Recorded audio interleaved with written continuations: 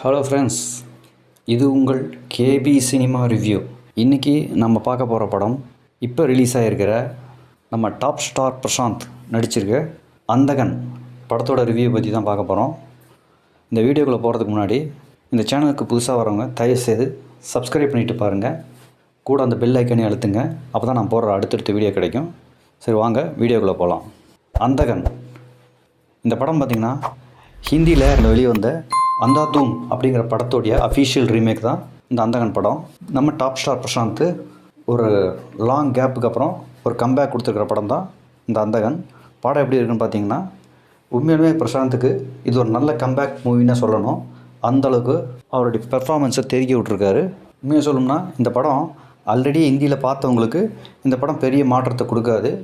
ஆனால் ஹிந்தியில் பார்க்காதவங்களுக்கு இந்த படம் கண்டிப்பாக ஒரு சூப்பர் ஒரு பக்கா த்ரில்லர் மூவியை தான் கொடுத்துருக்காரு. இந்த படத்தோட டைரக்டரு பிரசாந்தோட அப்பாவுமான தியாகராஜன் இந்த படத்தை எடுத்திருக்காரு. உண்மையை சொல்லணும்னா இந்த படம் ஆல்ரெடி தெலுங்கு மலையாளத்துலாம் ரீமேக் பண்ணியிருக்காங்க. அதனை காட்டிலும் ஹிந்திக்கு அப்புறம் ரொம்ப நல்லா எடுத்திருக்கிற ஒரு அஃபீஷியல் ரீமேக் படம் இந்த படத்தை தான் சொல்லணும். அந்தகன் படம் பிரசாந்துக்கு ஒரு நல்ல கம்பேக் மூவினா சொல்லணும். இந்த படத்தோட பர்ஃபார்மன்ஸ் போய் பார்த்திங்கன்னா, பிரசாந்தோட பர்ஃபார்மன்ஸு அவர் ஏற்கனவே எக்ஸ்பீரியன்ஸ் ஆர்டிஸ்ட்டு. இந்த படத்தில் பர்ஃபார்மன்ஸ் வைஸ் தெரிய விட்ருக்காங்க. இந்த படம் பார்த்திங்கன்னா கதை 3 பேரை சுற்றி தான் நடக்குது.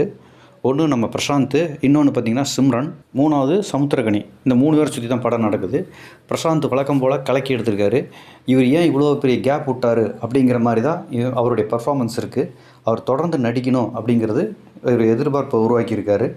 அந்தளவுக்கு பிரசாந்தை ஸ்க்ரீனில் பார்க்கும்போது அவ்வளோ மகிழ்ச்சி ஏற்படுத்துது. அவர் கோட்டில் விஜய் கூட நடிக்கிறாரு.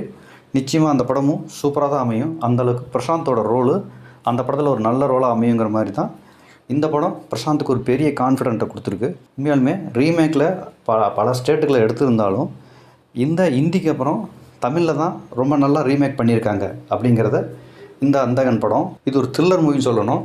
இதனுடைய ஃபர்ஸ்ட் ஹாஃபு வேறு லெவலில் இருந்துச்சு. செகண்ட் ஹாஃபு ஓரளவுக்கு நல்லா பண்ணியிருந்தாங்க. ஃபர்ஸ்ட் ஹாஃபு சும்மா தெறிக்க விட்டுருந்தாங்க. இன்டர்வல் பிளாக்கும் பட்டையை கிளப்பியிருந்தாங்க. படத்தோட கதை என்னன்னு பார்த்தீங்கன்னா, பிரசாந்த் ஒரு பியானிஸ்ட்டு. ஆனால் அவருக்கு கண்ணு தெரியாது. ஆனால் உண்மையை சொல்லணும்னா அவருக்கு கண்ணு தெரியும். ஆனால் அவர் கண்ணு தெரியாமல் பியானிஸ்ட்டாக இருக்கும்போது அவருக்கு நிறையா சலுகை கிடைக்குதுங்கிறதுக்காகவே, பணம் நிறையா சம்பாதிக்கணுங்கிறதுக்காகவே அவர் ஒரு குருடனாக நடிக்கிறாரு. அப்படி நடிக்கும்போது ஒரு குருடனாக நடிச்சுக்கிட்டே பியானிஸ்ட்டாக இருக்கார். அப்படி இருக்கும்போது அவருடைய பெர்ஃபார்மன்ஸை பார்த்துட்டு நடிகர் கார்த்திக்கு தான் மனைவியை சர்ப்ரைஸ் பண்ணுறதுக்காக தான் வீட்டுக்கு வந்து நீங்கள் வாசிக்கணும்னு சொல்லி வீட்டுக்கு கூட்டிகிட்டு போகிறாரு. கூட்டிகிட்டு போனதுக்கப்புறம் அந்த டைமில் பார்த்திங்கன்னா மனைவி வீட்டில் தனியாக தான் இருந்தாங்க. கார்த்திகை காணோம். அதுக்கப்புறம் கார்த்திகை தான் பார்க்க வந்தேன்னாங்க. ஏதோ ஒரு காரணத்தினால சரி நீங்கள் வீட்டுக்குள்ளேயே தங்குங்கன்னு வீட்டுக்குள்ளே கூப்பிட்றாங்க. உள்ளே போனதுக்கப்புறம் தான் பிரசாந்துக்கு ஒரு பெரிய அதிர்ச்சி காத்திருக்கு.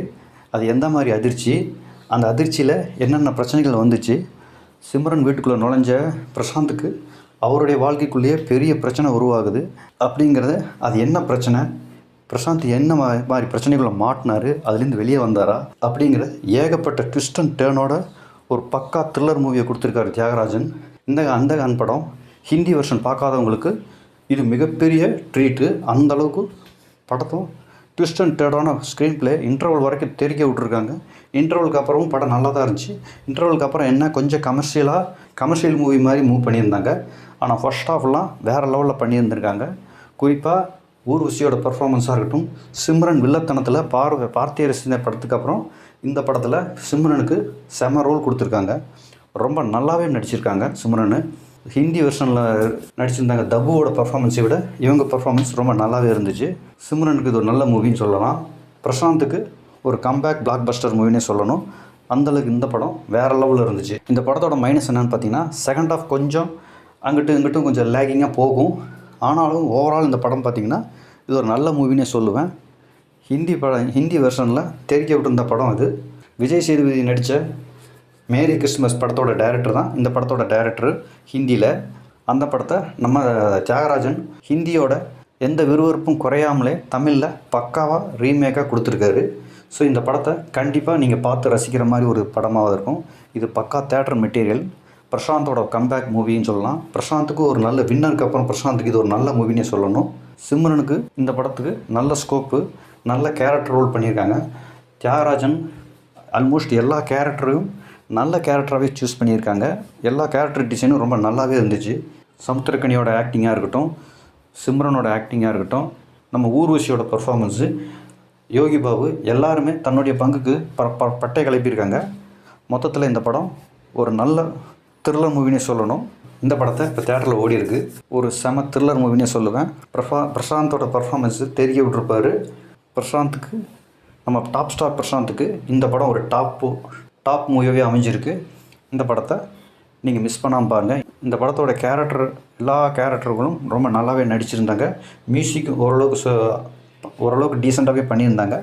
ஆனால் படத்தோடைய ஸ்க்ரீன் ப்ளே விறுவிறுப்பாகவும் நல்லாவும் இருந்துச்சு. ஃபர்ஸ்ட் ஆஃப் வேறு level, second half okay level. மொத்தத்தில் ஓவரால் இது ஒரு நல்ல மூவி. மிஸ் பண்ணிடாமல் பாருங்கள். தேட்டர் மெட்டீரியல் நான் இந்த படத்தை உங்களுக்கு சஜஸ்ட் பண்ணுறேன். இந்த படத்துக்கு நான் கொடுக்குற ஸ்டார் ரேட்டிங் 5க்கு 3.25.